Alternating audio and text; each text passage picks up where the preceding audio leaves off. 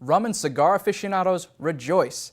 American travelers can now return home from Cuba with an abundance of Cuban alcohol and tobacco products. Back in January of 2015, President Obama eased restrictions on these products but imposed a $100 cap. The new Obama administration policy directive lifts this cap and also facilitates joint medical research and eases restrictions on cargo ship travel between the U.S. and Cuba.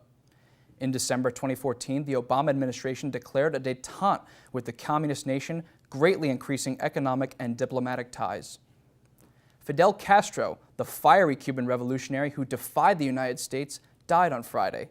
Castro's health had been in decline for years, and in 2008, he formally resigned as president, passing leadership to his younger brother, Raul. The news of Castro's death was announced over Cuban state television and led to celebrations erupting in the streets of Little Havana, a Miami neighborhood rich with Cuban immigrants. He was 90 years old. Politics may be the easiest topic to point to that instigates Facebook fights and Twitter wars. As it turns out, you're not alone if you think that politics has pervaded social media too much. The PBS NewsHour's Courtney Norris joins us to talk about a new study done by the Pew Research Center.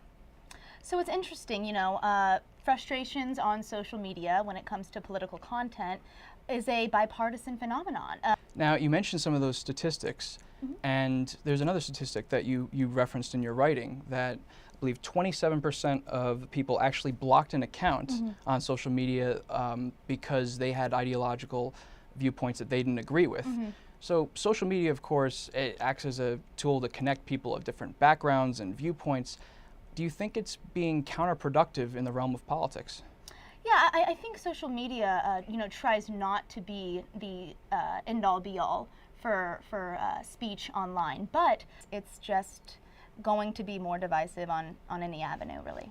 Now, you mentioned that you spoke with Aaron Smith of the Pew Research Center, and you mentioned that he says that online people they talk more fervently about politics, they argue more passionately, and they're more open about their politics. Now, when you spoke with him, did he mention any reason as to why? Well, what he did say is that most people were surprised to see how their friends were reacting to groundbreaking news.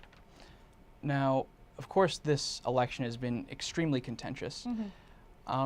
So do you think that attitudes, the tone online is going to soften after November 8th, or do you think that the constituents on the losing side are going to just become emboldened and more hostile? Well, I think it depends on who wins the election. Well, PBS NewsHour's Courtney Norris, thank you so much for joining me. Thank you.